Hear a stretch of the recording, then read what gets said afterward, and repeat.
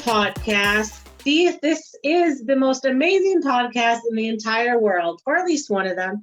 We interview the strongest strength athletes from across the world in a variety of sports, from powerlifting, pole dancing, strongman, strong woman, and a bunch of other really cool things. So be sure to like, share, subscribe, and stick around a little bit. We'd love to get to know you and support you in your strength journey wherever you are at and wherever you are living.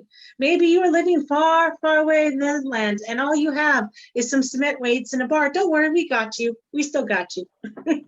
So, yes, today we have on the show Stephanie Glandon.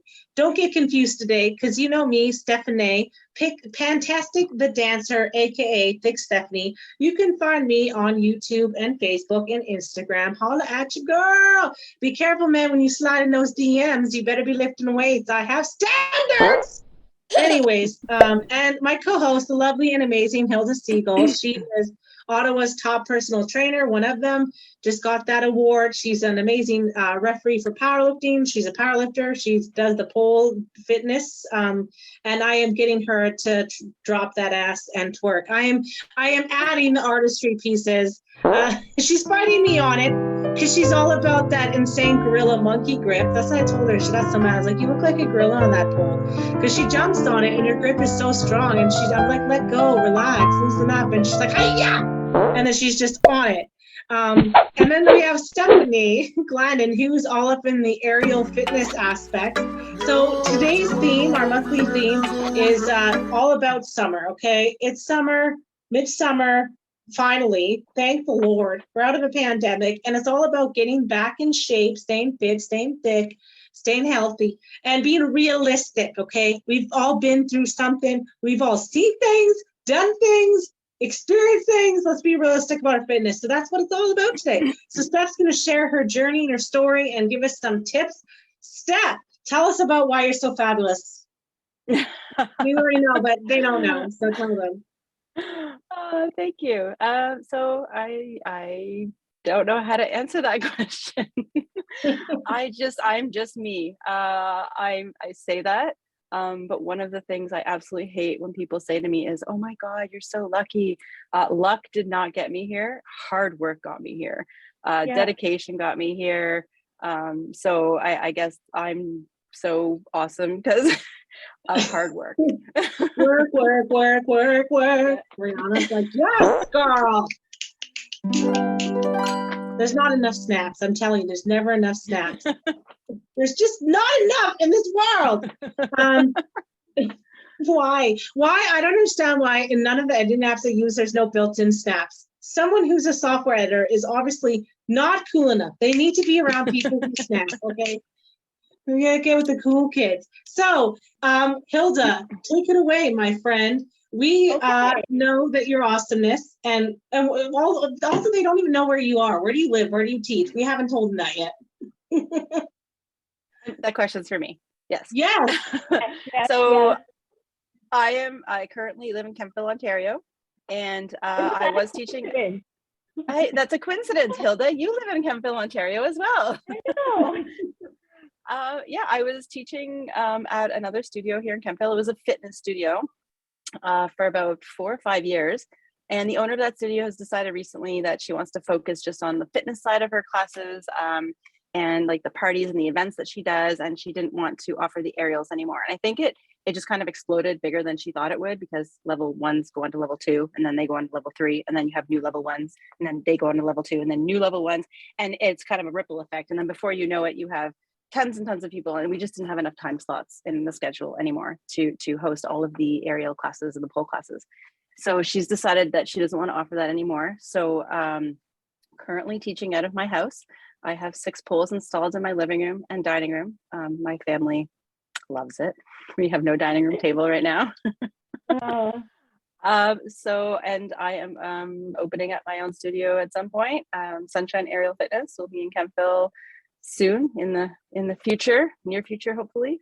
So that's kind of where I'm teaching right now, where I live. That's awesome. So having said that, how did you get into pole fitness? It's a good story. I got out of a really bad relationship. It was an unhealthy relationship, more unhealthy than it should have been. It lasted longer than it should have, and I finally had the courage to leave.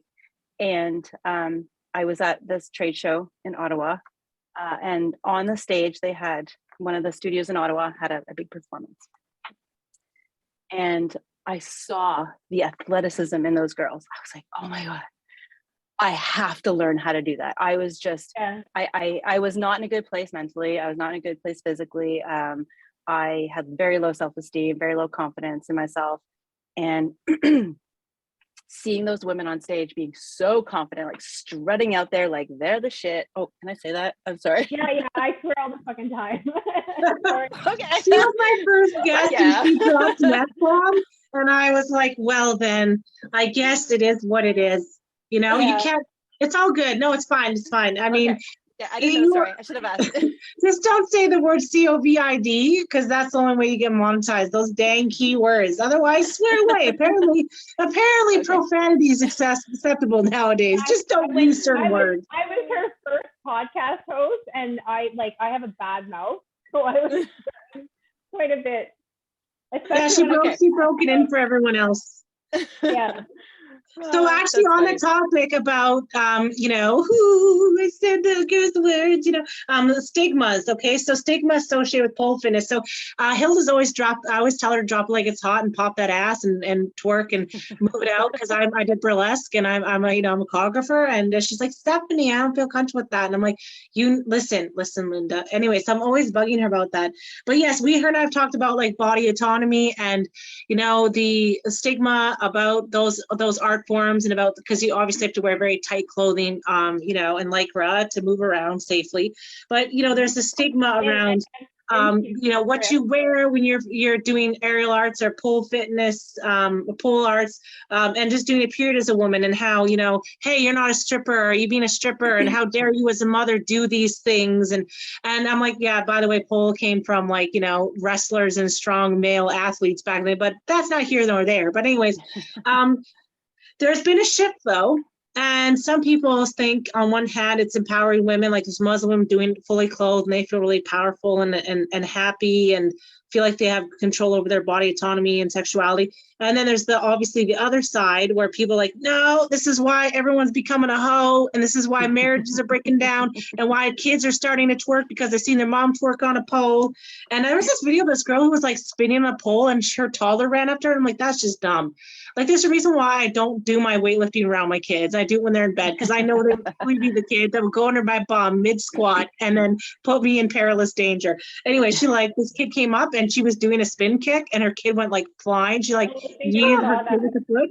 Yeah, I think I sent it to you anyways. But my point is there's still like these stigmas associated with the pole, but there's been a shift. How, as a professional instructor, do you educate people around this? And what's your thoughts on that? The benefits and how those stigmas are wrong. I mean, you're a mom of kids and I don't see you hoeing it out. So I'm sure if you asked my 15-year-old son, he would tell you differently, but Mom, you're such a hoe. You're embarrassing the school. He's embarrassed, yes. I have so many thoughts and comments on this. You might have to cut me off at some point, but no, I'm joking.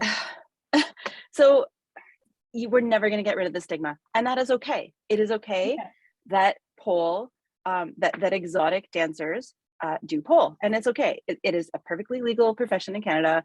I have all the respect in the world for women who choose their own career path. It's not my career path. I have not chosen to do that, but I have no problem with stripping as a whole. Just want to throw that out there. Right. Personally, I think we're too uptight about like nakedness and like naked bodies. Yes. In Europe, yeah, in North America for sure. In Europe, it's not as taboo. And my kids know that I do pole. They see, like, I have 6 in my living room. They see the girls come in and out. In level 1, when I'm teaching level 1, sure, we add more of the sexy, exotic side, nothing too crazy, because it empowers women to find their sexuality in a healthy, secure environment. I'm a professional instructor. They're exploring that, you know, in a safe environment. They're not going on stage and removing their clothes and having money thrown at them. And I just find people How are do too you uptight. really know that, Stephanie? Well, but maybe With the they want price of to. Maybe gas that's why they're coming. nowadays, they may be open That's to what they tips. want. If that's what they want, I will instruct them on how to do it. Absolutely. I personally, I can teach the exotic side. I'm more on the sports side. I mean, I compete in pole sport, but I love throwing on a pair of heels and just feeling sexy for myself, like, and no one else in the room. You know, it's empowering to be able to do that for yourself.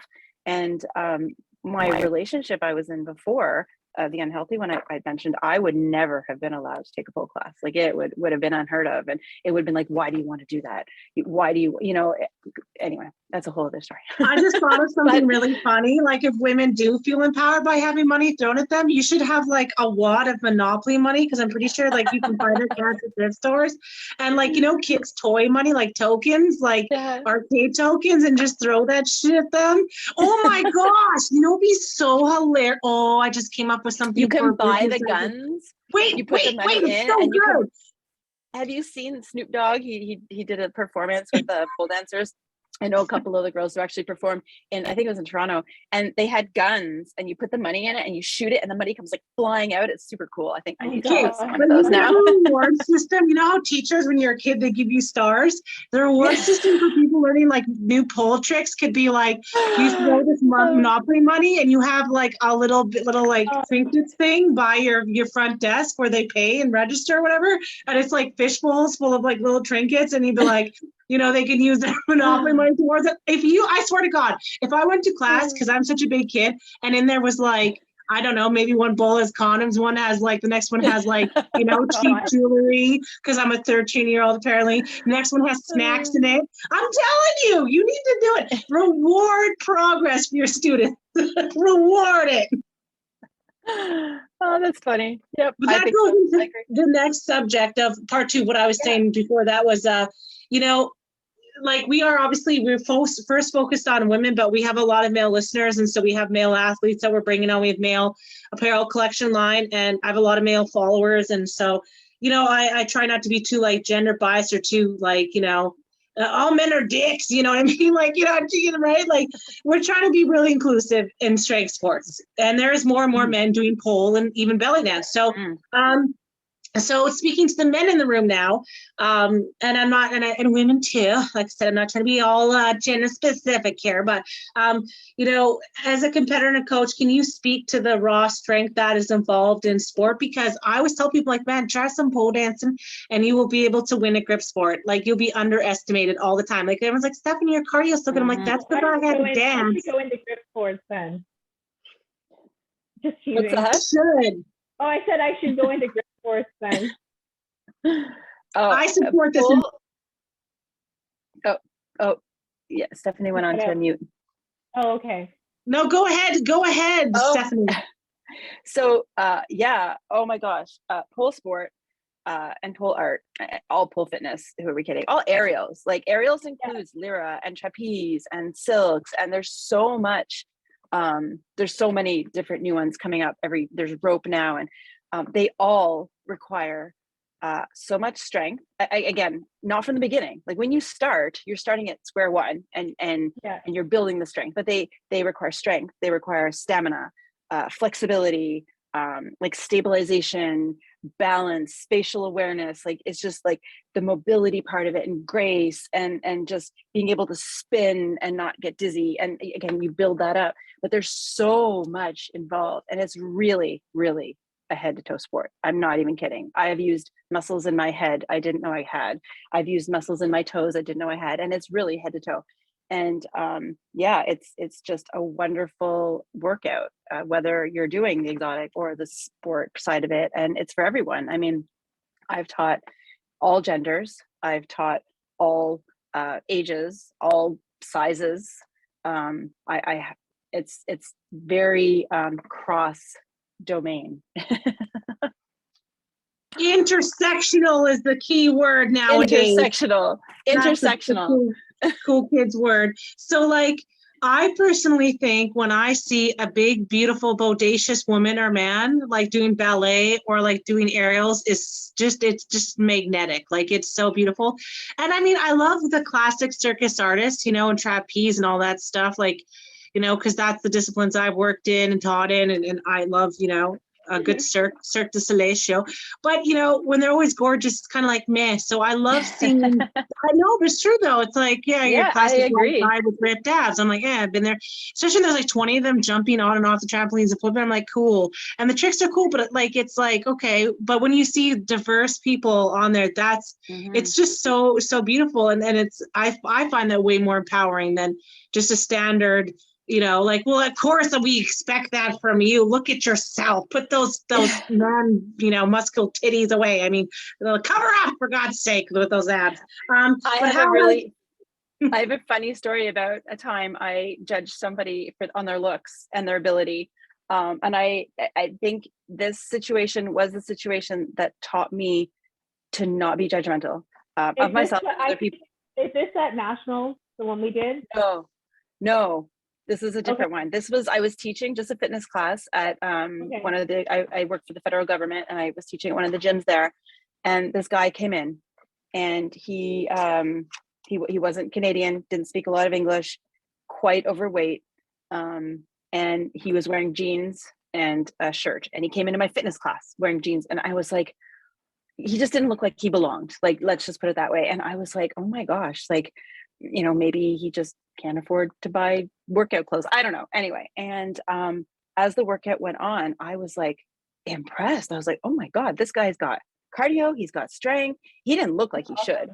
And then we did the stretch portion at the end, and we were doing this stretch flexibility. They're actually called shoulder dislocates, where you hold a thing and you go back and forward.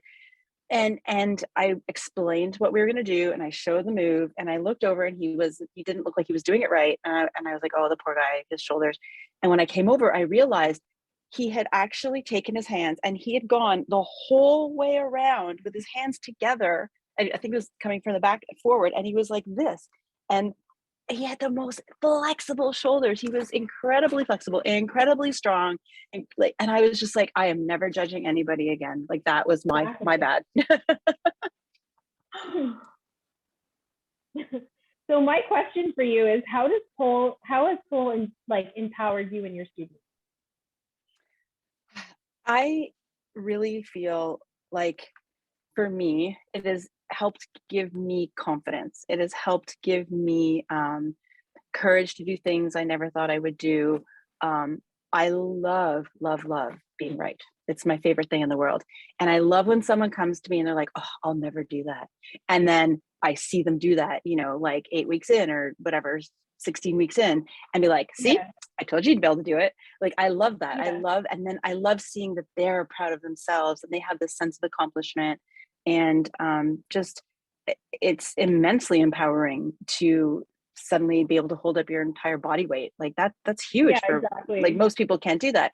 And it's taught me to not be so judgmental. And that includes myself. Like, I'm very hard on myself. I'm a competitive athlete. I think that comes with the territory, but I really, at my age, I'm over 40, and I really judge myself. We're like 2 weeks apart, Stephanie. We are. I know. Yeah. I know, but we are older than the 18-year-olds who can touch their foot to the back of their head, and who are made of rubber, and who, if they injure themselves, will bounce back in 2 days. Like, I know my limits at my age. I know that. So it's empowering in that respect, to be kind to myself as well, understanding where I am in my training and knowing my own limits. And my battery is about to die on my phone, and I need a plug. So on that subject, if you guys are listening in and you want to get connected with Steph, like I said, check out our powerlifting pole themed merch on our store. We have some really cool designs that are going to be coming out, and I think Stephanie would love them. But check out our store, www.pandastrong.ca. And we'll have some exciting new merch that's coming out. We've got a huge collection of menswear, swimwear, just really, really exciting things. We're going to be doing a huge product drop this month. and you seriously do not want to miss it, because we are going to be having things that you will literally not find anywhere else.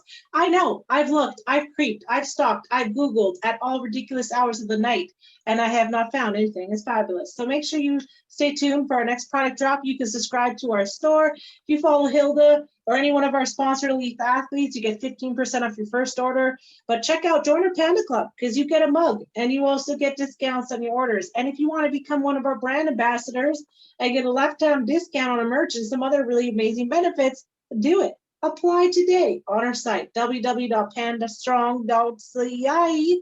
Anyway, Stephanie's back from outer space, and now she's ready to be up in your face. She's not wearing any lace. How do you know? I like the No, sports design bra. behind whoever made the trace. That's my Anyways, sheet.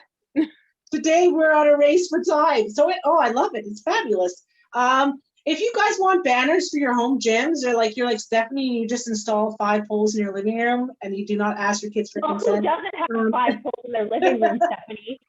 Like, come on. It's actually 6 poles. Yeah, 6. I have 2 in my basement. But if you're needing pillows to sit that beautiful big ass on after a long workout, check out our collection of pillows, huge ass pillows, ginormously thick, fluffy blankets, and our gym banners that you can use for home, and everything on our store is custom. Check it out. So back to our questions. I'm going to kind of put a couple together now that we've heard some of the things you've had to say. What would you tell people who are interested in taking their first class? Because more people are all about the experimentation. We know that pole can be complementary to other sports, but I was hoping you could expand on that for people who are like, yeah, but that's like totally different science. Now it like costs a lot of money, it costs a lot of time, and they're trying to figure out the crossover benefits. So they're not necessarily going to be the person who's like the next Beyonce of airielism, but they want to improve their grip strength and check it out. Mm-hmm. And I think men need to be comfortable. Like, I think the reason why, when you talked about earlier about like European culture, nakedness, I think the reason why people have such an issue with nudity and sexuality and sexual movements, like how dare you move your hips in a sexual way if you're married and it's not for your husband and it's not in the bedroom with him, is because that's not like other cultures. They like Tahitian dance, right? Belly dancing, Latin dancing, samba dancing. Those girls are dancing those moves when they're 5, 6, and sometimes even younger if they're really talented. So they have that confidence. They understand the balance. So people have always thought you have to be a boy. It's like a prude, right? Like how you cannot dance sexual unless you are in the confines of a class, or if you're a certain age, certain body type, or if it's like, going back to religion, with your spouse or whatever. And I feel like men also have an issue with sexuality because they crave intimacy, and that's how they get their intimacy. That's how they get their, not self-gratification, ego stroke, whatever, but their confidence comes from that. And that's not a bad thing. It's testosterone. It's normal. It's healthy. So I think men have such a struggle with sexuality sometimes and are confused about their sexuality sometimes because they have not explored that aspect of freeing body movement and being held. When you have kids, your mom, you understand that. My boys, I hug them. I kiss the shit out of them all the time. And they leave them like, give me a smooch, give me a smooch. And they're so cute because they make them sound with their big lips, and I love it. It's hilarious. And I'm like, smoochy, smoochy. And then they like to give me kiss attacks. And I'm like, wait, stop, you're making it weird. But, like, I don't say, oh, I'm not going to hug you as often because you're a boy. And then all of a sudden they become adults and they're cut off from that. And the only ways that they're taught to be raw and strong is to lift weights. So I think for men's mental health, that is an area that needs to be heavily explored. So anyways, what are your thoughts? How do you feel that pole can be complementary to men, in other sports and in terms of like, body autonomy, self-respect, self-love, sexual, healthy sexual expression, etc.? I think that pole for men is lifting weights. It's lifting their own weight. And I think that's even harder in some respects. I mean, it is harder, who are we kidding, than lifting, whatever weights are made of these days. So I can to that as a power lifter and as a pole like competitor, because I've done both, and I can tell you that it's to come up with a 4-minute routine and to like throw your body around and like move, like doing like handsprings and stuff like that. Like, yes, powerlifting is challenging, don't get me wrong, and it's like I lift 350 pounds. You know what I mean? It's hard, especially for a woman that weighs like I'm in my 140s, right? Like I'm not a heavy person, but I can tell you 4 minutes on the pole doing a routine is a lot harder and more challenging than powerlifting. And I get hurt it's more cardio. on the pole. Well, it's because it encompasses more. It encompasses the flexibility and the stability and cardio. Like, who says pole is not cardio? Because, oh my God, if you're doing routines, it's cardio. Yeah. Yeah, it is. Like, I'm out of breath. You've seen me when I do my routines. Like, you know, I've seen you and yours. Oh yeah. Yeah. And that's where you have to build up the stamina to be able to do the 4-minute routine repeatedly, you know. Like when I competed at Worlds, when I found out, so I competed the first day and I found out I made top 10, and I never in a million years thought at a world competition I would make top 10. Like, I actually beat out other girls at the world level to be top 10. And because of that, I went on to finals. So that was the semifinals. I had to run my 4-minute routine again the next day on little sleep, in a country where the time was completely, I was in Finland, and I was jet lagged, and I had to have the ability to run that exhausting 4-minute routine again the next day. And so it's tell you probably felt more alive than you've ever felt in your whole life. Yes, I was scared shitless because I had to perform it again, knowing I'd be exhausted. And I was on the phone with my coach, my Team Canada coach, for till well after midnight, tweaking my routine. She watched it, she saw my score, and she made me change things here and there. And I was on little sleep, you know, just not in my element, eating food that I'm not used to eating, and it messes with your body, right? And you have to be able to adapt to that and have the stamina and the strength and the mental capacity to be able to handle all that throws at you being in competition, because it's not just about the strength in competition, it's definitely mental as well. And not only that, but they're not just like, they're judging you on so many things when you're competing in pole, like your lines, if your toes are pointed, like there's so many things that go into it. So I think I love competing in pole, but it's a different challenge than powerlifting for sure. And not saying I love powerlifting too. I love both of them equally, you know. And you do both well. So like, no one's saying you're picking one over the other. Exactly. Well, I've had people tell me I should stay in my lane, and I've told them I don't want to stay in my lane. You know what? Can you tell me who these people are so I can fly over and smack them and then get back on the plane? If someone tried to put me in a box, someone tried to put me in a box like that, I'd tell them where to go. We talked about that on our last, I think it was 2 episodes ago, Steph. I was talking to Hilda how like I went into the running room store, and I don't care if they hear this, good. Maybe you'll learn a lesson. You know, your staff will learn a lesson. Because like I walked in there with my kids to shop for things, and I knew they wouldn't probably have it. So I just like, you know, went in there for accessories for the most part. They happened to be having like a run registration that day, and I didn't know. And so store was pretty crowded, but yeah, they looked at me like, oh my God, like, why are you even here? Like what? This is not the day to come as a first-time runner. Yeah. And so anyways, yeah, it's like important not to jump to conclusions about people, because you know, like I said, I know lots of dancers who've done all the professional training, have the body, and are shit dancers, and like they're not good performers, they're not good teachers. So it's like there's stereotypes for a reason, but they're not always true, right? So like I want to talk about that briefly. I'm gonna tie into questions just for time's sake. So like, we know that you've competed nationally, internationally as a master pole competitor. And obviously over the years, you've experienced challenges in training and in teaching. You work with, like I said, a lot of diverse people. So can you tell us about some of those challenges that you faced, maybe with yourself or with your students, milestones, like just things that had caused you to grow mentally, emotionally, physically, and you know, what came of it, right? Like, what did you personally get out of that? Because I think it's really easy to be like, yeah, it's just another way of strength training for fun and playing around the pool. But once again, I don't think people understand when you're doing pole aerials, like the spiritual, physical element. Like, to me, it's like theater in the air. You know what I mean? Mm-hmm. I'm very, very lucky in that I have a very supportive husband. My kids are very supportive. So when I am training for 3, 4, 5 hours a day, they understand. So that I have to say, first and foremost, like if it wasn't for my family, I probably wouldn't be able to compete at the level I do. I've had a lot of challenges. I competed at Worlds with a torn labrum in my shoulder. I had an injury, and it was months and months of physio trying to even figure out what the problem was. So, I mean, especially at my age, injury is always a risk, right? And then when you are injured, making sure you're not doing damage to your body that's going to be long lasting.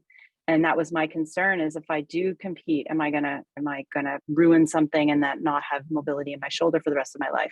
And so that was a big challenge for me, was figuring out what the problem was. Once I finally figured it out and I went to the surgeon, I didn't end up having the surgery before my competition, but I looked at him and I said, this might be my only chance to make Worlds. I'm doing this competition. And he was like, okay, let's figure out a way for you to be able to do it and not injure yourself further. And he was very like, you have to be an advocate for your own health as well when it comes to stuff like that. So we managed it. These are all challenges that I had. I work full-time. I have a full-time job in the government. I teach. Finding time to train is hard. You have to fit it in. You wake up early in the morning, or you go at lunch. That extra 20-minute walk just to warm up, or take my dog for a walk just to warm up before I train. I'm killing two birds with one stone. Time management is huge in this element. Like if you don't have time management, then I don't know. Meal prep and pockets of time, all about that. Like I get super annoyed when people mess with my pockets of time. I'm like, do you know what I can do in 20 minutes, bitch? I gotta put it through. I know. Like you have no idea the stuff I do, like when I'm working because I have a desk job. I'm an IT security analyst. And when I'm working, I have a raise up desk, right? So I am doing stretches and exercises and stuff while I'm working. If I have a policy to read, I'm going to sit there and I'm going to be doing like curls or shoulder dislocates or stretching my hamstring. I fit that stuff into everything. If I'm cooking and something's on the stove, I'm doing my hand flashes to work on my grip strength. I just fit it in everywhere. You wouldn't believe the stuff I do. My kids will come in and see me in like a pretzel stretching, on the counter while I'm waiting for my eggs to boil. And they just walk by me. It's like nothing anymore. My kids just yell at me and tell me to stop, or they jump on me and attack me and hurt me, like they harm me. They're like, what are you doing, you weirdo? Or they just start becoming crazy animals, like to get me to stop. And I'm like, fine. I'll wait till 9 o'clock when I want to go to bed, when you're in bed, to do it. Fine. All right. But there is a will, there's a way. Like you said, like there's pockets of times you have to fit it in. Find the time. Yeah. So as a mother of 2 girls and a son, like obviously, like you said, you work full time, you're teaching, and self-care, like the demands of competition spouse. A lot of people get into it, and like whether it's joining a dance crew, whether it's like starting to learn salsa dances, such a high turnover, whether it's like theater arts, dance arts. And I consider aerials like performance and circ and theater arts, but like there's a high turnover, and I think it's just that balance. And I never want to criticize another mom or another woman, because like there's times where I've been like, fuck this, and ordered a pizza, because like you're human and shit happens. Or like you're like, hello, hello fresh delivery or whatever. But I mean, I really do believe in that 80-20 rule, right? Like I'm always like, 80% of the times, like I've done the right things. Like I had meetings all this week and my brain could not, like it's a safety issue, right? Because I know my brain, and my brain was mentally fit, like there was no brain cells left. And if I'm lifting heavy weights 9 o'clock at night, I'm most likely going to drop it on my throat and hurt myself. So it's like, I'm upset because I want to work out and I want to lift and I don't want to like miss the progress. And it's a tough, like, yeah, you have to not beat yourself up, but it's just easy to turn over. And I think what I'm trying to say is, what are some tips, some methods, like you just mentioned some, but if you could expand on more, how you like life hacks, mom hacks, things that you've done to fit, because a government job is a real job, right? Like you said, it's full-time. Yeah. How you found that balance, so for listeners who want to do it, who are like, well, it's going to take me so long to become good at it. Why even bother? Because people just see it as an investment, and it is a large investment when you start, but it's not like it's not worth it. You know what I mean? But it's an investment in your health. Yeah. Like I'm looking at myself now and like, okay, so today, anybody watching this podcast or listening to this podcast, think if you had started 3 years ago, you would be 3 years in, like you would be 3 years awesome, right? So start now, and in 3 years, you'll be awesome. I mean, you'll be awesome now, but like it's a long-term investment, right? And there's ups and downs. And I've been doing pole for almost 9 years, and I've taken a 6-month hiatus in there somewhere. You know, I've been in competition mode, and then I've been in off season mode. Yeah. And there's been times where I was injured and I couldn't do much for a couple months, and it's a wave, right? And it's a constant wave, and then you lose, and then you get depressed because you're like, oh my God, I'm not where I used to be, and then you have to ramp back up. Well, even but muscle memory, like, I can speak to that too. Like, even doing certain moves, you'll lose them if you don't practice them constantly, you know, like, yeah. Sorry, and some moves you get once, you get the photo, you're like, done, I'm never doing this again. Yeah, exactly. But one thing you don't lose as fast is flexibility and cardio. And that is what I have found. So for me, it's like, if I had a choice between the day, like all week I was exhausted. I was like, okay, well, I'm going to do my cardio. Will I lose weight? No. Will I maybe gain weight? Probably not, because I'm not going to change my diet for those days. But, you know, will I get more tone? No. Will I build more muscle mass? No. But at least my heart will be healthy. At least I'll be de-stressed, all the mental health. So I'll fit the biking and the walking. You know what I mean? So if you're going to have to kill a cat, so everybody's different, right? Too. So for me, I lose flexibility faster than I lose strength. That's what I was find say too. Because I'm so strong, my muscles, I really have to work on my flexibility. I'm just getting my splits now at 45 years old. I've worked for 10 years at getting them. There are some people who just fall into them and have never trained them. So everybody's different. And yeah, I really do. There's this mom who used to come to my dance class, and she was like, not fit in any shape, way, or form, never exercises, ate pizza every day. And she came on one day and she's like, oh, you think you're cool? And she just did a drop split. Yeah. Like, she's just drop split. She's like, I never stretched. I'm like, what the hell? So there's like you said, like there's some people. Yeah, I know somebody like that too, who can just do the splits, and she's never worked out a day in her life. Well, you were asking me about the tips and stuff for self-care, and I was kind of giggling to myself, because leading up to my competition, my world competition, and even nationals, there's not a lot of self-care, because I'm giving up alcohol, like completely, like no drinking. I'm giving up giving up alcohol. No, self-care is sitting and having a wine on your deck in the summer. Like, that's self-care, chilling. Like, giving up alcohol was hard. Giving up chocolate, like I shouldn't say chocolate, giving up sugars. I didn't eat anything that had artificial sugar in it for months. Like, that's hard. So you have to find the pleasures where you can, right? And my kids literally ate Kraft dinner for dinner for like 4 months straight. I'm not even like exaggerating. But they were happy. And I would, you know what, I could have stressed out and be like, oh, they're not getting the vegetables. They get them now. Like 4 months in their life of eating peanut butter and jelly sandwiches and Kraft dinner and ramen noodles, like Mr. Noodles. But like, you have to pick and Stephanie, you have to pick and choose your battles. You have to pick and choose your battles. And that, as soon as I was like, it's okay for my kids to not eat vegetables every night with dinner, I was happier. I was calmer. I could focus more on, you know, I mean, and going to a competition and putting myself in the position of training, like, that is self-care. That's self-care for me, because it's something I want to do. Right. I'm just laughing. There's sacrifices. I have a really bad sauce addiction. Like, I love sauces. I don't know what it is. It's the Asian in me. It's a panda thing. And I love sauces, whether it's like, you know, salty peanut or like wasabi, and, you know, burns my stomach because I'm Scottish. We don't do spice. I love torturing myself. It's like my wine. It's like, here I am with a big ass bowl of meat, being all healthy in my air fryer. And then I just take a bowl. I'm like, bloop, and I'll have like 4 different sauces. I've just consumed my calories and sauces. The rest of the day I'm drinking, you know, the water, eating protein shakes. I'm like, listen, I need to have one fucking pleasure in life. Okay. I haven't been lying in 2 months. I'm going to have my goddamn sauces. Leave it out. I'm not smoking. I'm not drinking. I'm not beating any of you kids. Okay. Come home every night. That was me with chocolate. I did not give up chocolate. I just chose a higher cocoa content because it was less sugar, but I still ate chocolate. Like, I can't give up chocolate. Wine, I gave up. Chocolate.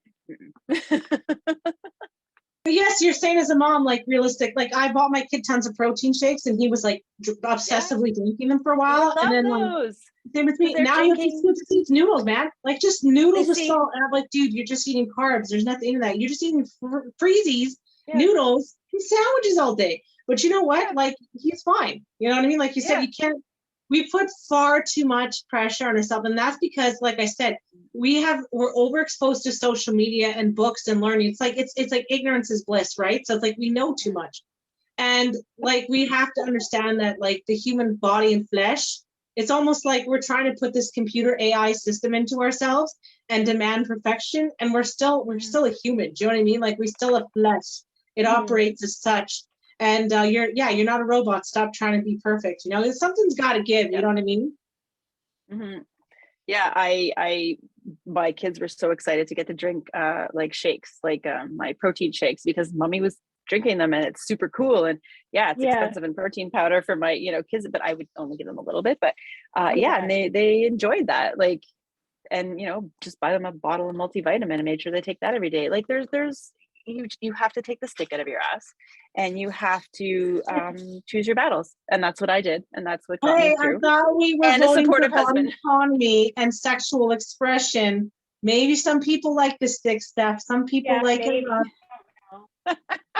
No, Hey, it's true though, because some people thrive on that. They thrive on the pressure and the butt stick. You know, like they need to be so anal about things, and it's like, yeah, but give your heart attack and die. Like it's great that you're type and you succeed something, but like if you have a heart attack in the process of your perfection, probably not worth it. Anyways, continue. Yeah, but Stephanie, some people have sticks so far up there that they actually start to grow like roots. That's when it becomes a problem. That's what I'm saying. You just want to go spiritual on me about it. I'm saying the same thing in an inappropriate. This is a strong man. This is how we talk. Conversation is reminding me of like there was a showcase I did with Stephanie actually at her like at the old studio we used to train at, and there's a move called Titanic. And right before I went on stage, do you remember this? When I tore my skin on my butt? Yeah, I remember. Yeah, and I had to perform that, and I had this like raw skin right on my butt crack from Titanic. It was funny. Anyway, it just reminded me of that whole thing. Yeah, that was funny. You're like the girls who do like the weird pull downs with their ass over the bar. You know what I'm talking about in the gym?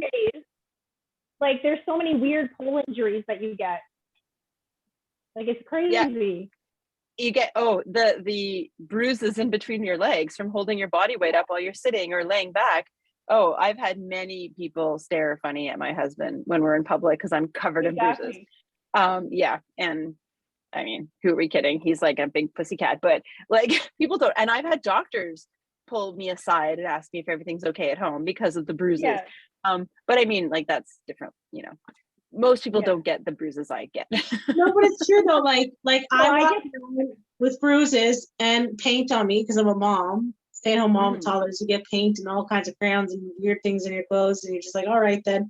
But like whatever. I wear my dirt and my bruises with pride. You know what I mean? It's like, you know, this feminine. Like, yeah, that's another important point you brought up though too. Is like, what toughness is allowed, right? What bruises are allowed, what's okay. There's still all these like weird hidden rules or cultures or like, you know, even now in gyms of like, what are women allowed to grunt? Are we allowed to yell? Are we not allowed to bruise too? You need to come listen to me running a routine because it's not pretty. There's a reason I crank the music up. Yeah, exactly. I was friggin' at the gym yesterday doing the rower. And I was doing a 250-meter row, so it was like, it's hard, right? And I hate the noises I make. I'm so self-conscious because it sounds like I'm having sex, right? So I'm like all concerned about like everybody listening to me in the gym. I'm like, oh my God, you know, but I'm like, it's whatever. Have you ever laughed at a guy who's like, ugh, and all I'm thinking, is that how you fuck? Is that how you sound? Is that why you're single? Are those the noises you make in the bedroom? This reminds me. Oh, traumatized. I'm traumatized. This reminds me. I whenever I open my new studio, I'm going to have a wall, a chalk wall of things overheard in a pole studio. I mean, we've talked about this at our other studio all the time because you should hear the things that we say that we mean and completely platonically that sound horribly dirty. I know. And my favorite one was I was training in a studio in Ottawa, and my instructor was French, and I wanted her to just like, I was doing a deadlift and I just needed her like not to like take my weight and put it up. I just needed her to just like tip my hips up, right? Just, and it just like this. And I said, Lynn, I just need just a couple, just like this. She goes, I'll be right there to finger you. Don't worry. And she had no idea what she had just said. And it was like, because it was just to take the fingers and just lift your butt up just a little, just to spot you, right? But we say things all the time in class that just, Oh you're my like, God, yeah. wow. That's what I'm saying. It's like I can't have normal conversations anymore because of doing burlesque and doing strongman, which are like the opposite spectrums, but also so raw and rough and real and like rugged. It's like I have to put on my white girl. I always say like my white mom, fancy, classy face and fancy, classy language and words because, yeah, I just feel like everything I say now sounds dirty, even if it doesn't, because my mind, like I did comedic burlesque, so that's intentionally Me too. adding jokes where no one else sees it. So it's like, it's really like, I always say like my corporate avatar, like when I'm doing my consulting work, it's like I have to be very mindful of like, yeah, like they haven't been exposed to that, like Exactly. don't bring them in that way. But I think that's why it's so freeing, like I said, because I think a lot of the things that happen, like women who have like, their bladder prolapse and all is because just degeneration of the hips. If you're not having sex, like you need to wiggle it, you need to move around, you need to dance, you need to engage those muscles. And there's no difference. If you were looking at a skeleton man or woman, you're not going to say, oh, well, she shouldn't do grip sport because she's got a vagina. Like bones are bones, muscles are muscles. You know what I'm saying? Like you need to be free to be able to be fit and healthy and do the things you want to do in a healthy, safe, respectful environment without all this other crap. I don't know. I think mentally that's the best part about it, is the mental freedom. And my biggest, it's like you're breaking a chain in your head for every bruise you get, if that makes sense. yeah. And my biggest thing I always tell people is stop caring what people think of you. Stop it. What someone else thinks of you, it's none of your business. Like it is none of your business. I don't give a shit if people think I'm a stripper, and I don't care. I like if you think I'm hot enough to get up on stage and dance and make money doing it, well, that's a compliment to me. But anyway, thank you. And I don't care. Yeah, and I don't care if you think I look like a man because I'm muscular. I like how I look. I don't care. I'm happy that I can lift my body weight with my muscles. I don't care what people think of me. And this is the big thing I'm trying to instill in my children is if you don't want to try pole or aerials because you're afraid of what someone's going to think of you, that's their problem, not yours. Like, don't even let people, like, especially, and men, like, oh my God, the men, when they do pole, it's amazing. Like there's some really fantastic men pole dancers out there. Dimitri on the show, actually. Like, oh, I know. You had Dimitri on the show? No, we wanted to get him on the show. We tried, and like that would be amazing. I know. I really want him to come on because I know him from doing courses with him. So, yeah. I did a backflip. I did a backflip workshop with him, and it was amazing. Like it's not. It's the same thing with just like gender queerness. Is how there's assumption if you're doing strongman, you're dyke. If you're, I know those are not nice words, but I'm saying it as if someone who was being an a-hole was saying it, right? And if you're doing like pole arts or theater, then you're queer and like whatever, it's gay. And it's like, no, shut up. Who cares? Who cares? I know exactly, but I'm saying is it's the fear of the unknown though. Like that's what I'm trying to say is like, it's easy to attach labels and mentally run away. Like to me, labels are cognitive dissonance, right? Because it's just a label, it's not the root of it. And I think that people aren't happy because they haven't explored themselves consciously and emotionally, spiritually deep enough. They haven't gone to places they're mentally afraid to go, right? Like there was a pole dancer who was like larger on, I can't remember what talent show it was. I was America's Got Talent or something. It was the Lulu girl. Wearing like sparkly blue bodysuit and she had red hair. Yeah, I had nothing to say about her weight. Yeah. But I'm a bigger girl and I hold myself to pretty high fitness standards because I know that like also being a big girl, like there's like I'm gonna have to kind of do a little bit more. But I mean, my point is like I was judging her on her merit. I wasn't looking at all that, but just the comments on that was like, this is why there's still work to be done. You know what I mean? Because I believe women should build other women up, and women who don't, they're a huge problem in society. I I think even when you're down, you should be holding the pedestal of with other women. But I'm saying men in other cultures hug, they kiss, and it's not queer. And for them, it's very straight and platonic. I have nothing against queer. That's not what I'm saying. I'm just saying that, like, if we're talking about a straight man who's listening in right now, no one's ever given him permission. And if we're talking about men in our age group, they come from a very old school way of being raised. And what being a man, which is like, Boy Scouts and like whatever else, right? Like you drive a motorcycle or a Harley, like really toxic masculinity. Ultra masculinity, yeah. And so I'm saying, for me, it's like, if that makes you happy, I have nothing to say. But if you feel in your heart that you would like to explore these things, then explore them. And it's not gonna turn, if you feel you're straight and you want to be straight after, then you'll be straight after. Like, my point is like, don't, like, I don't know. There's like these, that's why, representation matters, because there's these ultra hyper sexualized or hyper queer, when you attach those, and those are the only voices that ever are seen. People think that's, concise view of the entire community, which is like not true, like that Muslim woman on the pole. So I think, pole allows you to question, and same with aerials, question yourself. Like, I can do a handstand.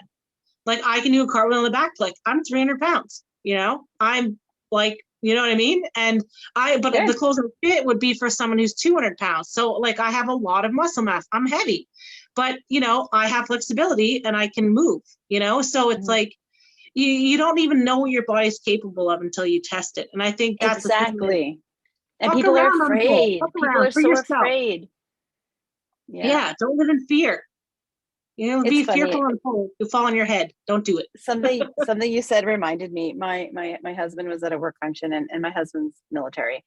And there was some young cadets in there, and they're talking to him, and they're just like, "Oh, you're in the military. You're like, everything's so cool about your life, and your wife's a pole dancer." He's like, "Is there anything about your life that's not cool?" And sometimes pole dancing is over-sexualized for no reason, because my husband is so over it. Like, he sees the blood, the sweat, the tears, the grunting, the come spot me, the constant long hours, the crying when I can't get a move that I need to put in a routine, the frustration that things aren't coming together because I don't have a lot of flow, so I get stressed about that. And he sees like all the negative sides of it. So for my husband, he's just like so over it. My like the sexual part of it. Same with my husband for being the burlesque, because that's why he wanted me. And now he just seen all the fucking rehearsals and all the bullshit with costumes and all the everything you just mentioned. And so it's no longer a fantasy for him. And so like I actually get offended when men are like, "Oh, you do burlesque? Are you single?" I'm like, shut up. You know what I mean?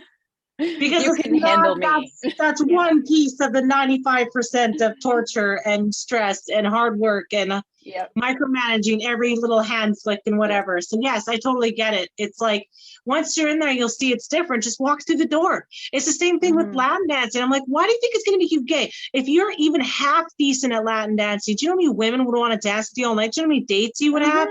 Always hear men like, women, we're just enamored. It's a numbers game. I was like confronting this guy at the park today with my kids about Tinder, because I see people, I call people out because I can see through the bullshit. Anyway, so he met his wife on Tinder, and they're like, that's whatever, like his baby mama.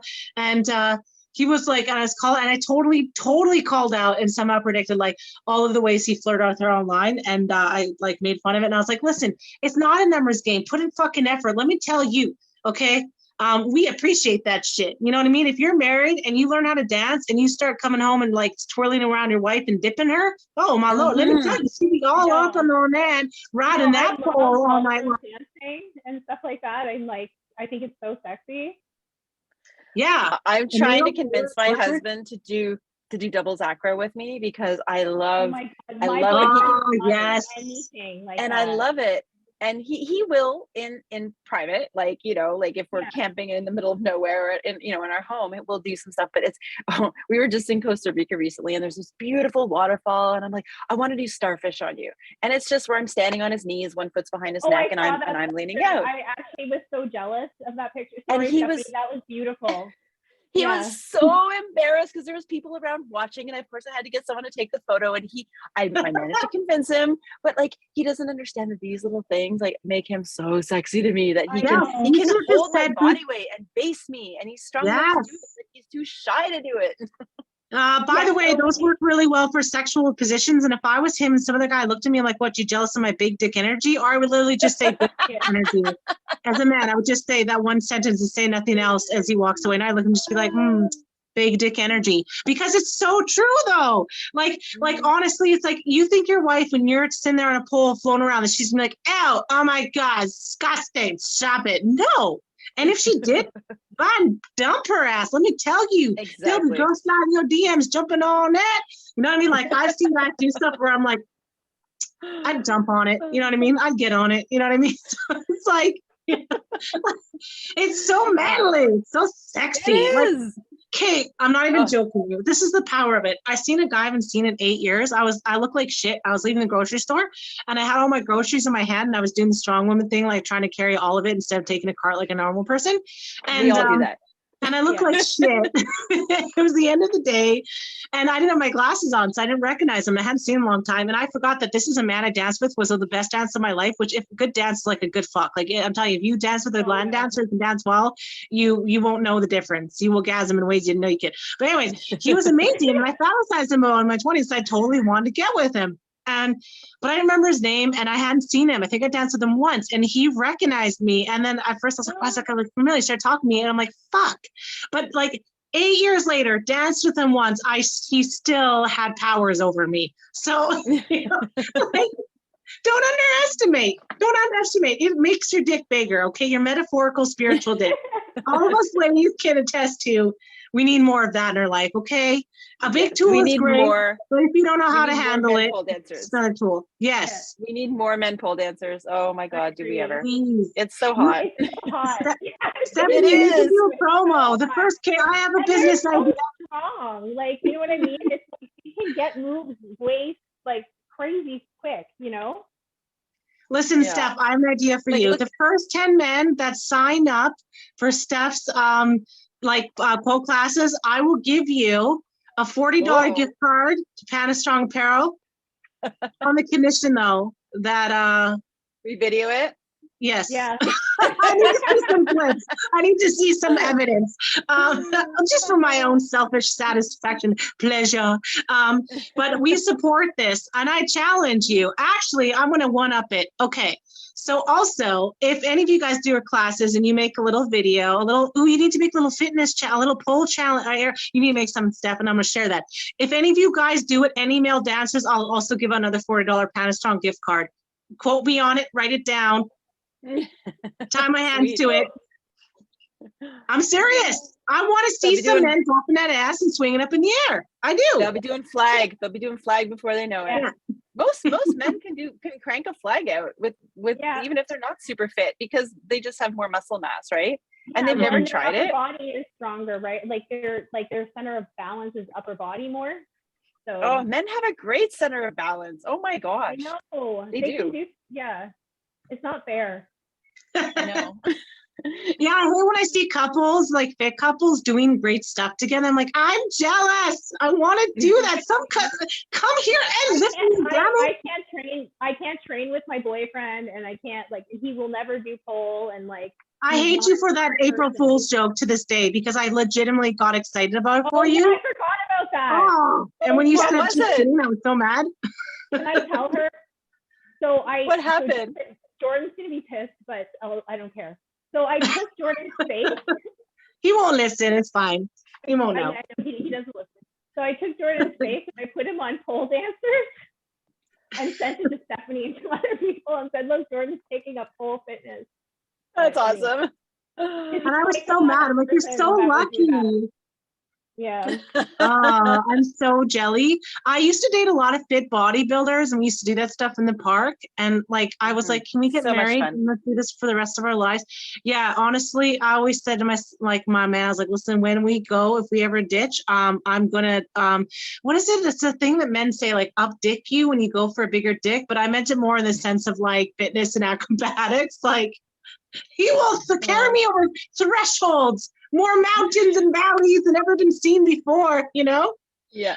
So for Valentine's Day, for Valentine's Day a few years ago, I bought a couple's pass for one of the pole studios in Ottawa. They were doing a couple's chair dance. And I didn't tell my husband. because I knew he wouldn't go if I told him. And I just told him I have so many special plans. I didn't tell him anything. We got into Ottawa. He's like, what are we doing? He was like so excited. It's so And evil. then I we love pull it. up. I could barely get him out of the car. He was actually mad at me. And he doesn't get mad. He's so chill. And I dragged him in, and the whole warm up, he was glaring at me. He was so mad. But there was like, I don't know, 15 other couples in there. So there's like 30 people in this room, right? And he's like so stressed that everyone's gonna be staring at him. And no, trust me, once we got started, so once we did the warm up and once we got started, he was like super focused on me. And it was such a, I don't even know the word to use, like, not like a sexual experience, but it was a very like romantic. We got to like, there was like touching involved, but not in like an inappropriate way because we're, you know, in public, but it was such a connection. There was such a connection there. And he left there so happy. He was like, I'm so glad we did this. Like it brought us, you know, together in that moment. Yes. And I think, you know, like, but I had to force him to do it. And I wish more men out there would be more open. Like all the guys out there listening, take your girl to, you know, dancing. Even if you don't want to do it, you'll have fun. Take her to, you know, a couple's chair dance. Sometimes people need to do stuff they don't want to do because their partner to realize they want to do it. Yeah. Well, like, yeah. You know what I mean? Like, anyway, I find you won't be embarrassed. Like so many people think they're going to be embarrassed, like what you just said. That is the biggest block for people learning anything, dance or fitness, like is that mental block. And it's like, the thing is, like, I've worked with, like, I seriously would have married that bro, I'm telling you. He was a CrossFitter, and he was blonde and tall and beautiful, and he was, like, I think he was, like, military, too. He's just this god. He was gorgeous, and he was the best dancer there, and I'm like, oh, my, and he was Caucasian, blue-eyed, blonde hair. I mean, he was beautiful. He looked like something out of a movie. He was not real, you know?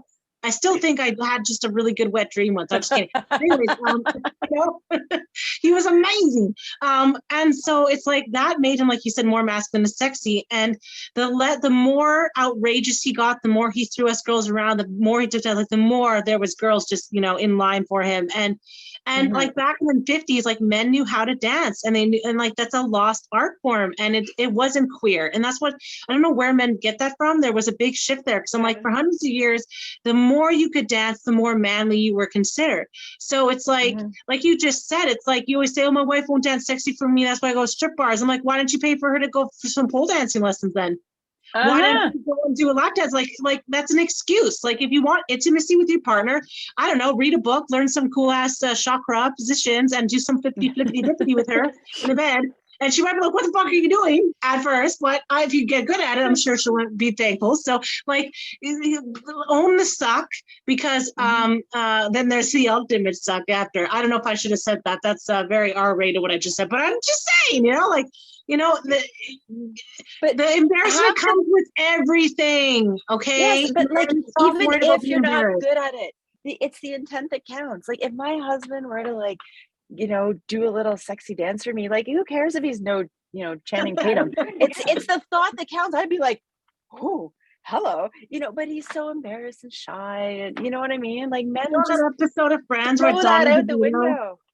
Donnie DeVito is dressed as a cop and he's stripping. Oh my god, and I he's love so that. bad. And then Yeah. and Jennifer and Monica just come out. They're like, I'm not paying for this. And then he started crying. He's like, I was trying to, you know, and they're like, oh, okay. And then they're like, woo. And they're like cheering him on. It's kind of like that. You know what I mean? But she's your wife, so she's automatically going to be like, woo. You know what I mean? So you don't have to be good at it to do it. You don't have to be good. Just do it. Exactly. Just try it. Honestly, you might like it. I have seen nobody's good at anything until they do it a few times. Like you have to practice. It's like that's part of the process, right? Like I'm just saying in general, you know what I mean? Like the first time I did, I wasn't perfect at it. Like you stick with it. Okay, I also have to say that's why there's exotic classes out there for women, because we need to learn how to move, how to flow. It doesn't come natural for a lot of people, especially me. Exactly. And you take classes to learn and get better at it. And then the better you get, you start to like, oh, I'm okay. And then you enjoy it, and then you go back and do more. And you want it, ride it in my pony, my saddle, baby, come on and your pony. Oh my gosh, that song, even now to this day, I drop to that floor like the biggest hell you ever never seen. I love that song. I think it's so sexy. Anyway, There's a Classic. funny video of Classic. Genuine trying to do the ab roll that he did and he couldn't do it. And he just like was a partial ab roll and mostly fingers. Guys, look it up on YouTube. It's hilarious. But yeah, no, in closing, like in closing, like should can stop probably end being, this interview because it's so long. Like, you know what I mean? but wait, hold on a second. I have one last thing to say. Stop being a basic white boy, okay? So like there's always like these men sliding my DMs that are strong men and they're buff and they're good looking and they have a decent job and I'm bored. Like spice it up. Like, take aerials, do pulls, learn bachata. I don't care. Spice it up. You are too rye bread for me, okay? So for that purpose alone, if you try to keep your Tinder game strong, say can dance, okay? A little bit. Let me tell you, like I said, women are like, we're natural born mothers. We will cheer you on through your suckness, okay? We will be like, that was good, even if it wasn't, because we appreciate effort and intent, okay? We appreciate it. Like, final product will come. But in closing, thank you for being on our show. Sunshine Aerial Fitness, Stephanie Gladden, superstar. Thank you. My kids have entered, they're going to attack me. And connect with her about the challenges. I'm expecting, can you make a little male orientated little poll challenge? I'm very excited. Send it to me. I will. And I have superpower editing, so we'll spend. You should dress like a I'll dude and see put a if I can- mustache on, and like see if I can convince my husband. please, I will get him money. I will send money. You have more luck convincing Luke than I would convincing Jordan to do it. So. Probably. Yeah, no, seriously. It's like he's so supportive. You're lucky. I'm very lucky. Yeah, you are. Thanks again for being on our show. And you guys like, share, subscribe, comment. And like I said, check out all of our amazing opportunities on our site. The upcoming competitions we're sponsoring, so you get some free apparel and contact stuff. Get in our classes and see you in our next episode, pandas. Thank you so much for having me. Bye, Helen. Bye, Stephanie. I'm going to say, I expect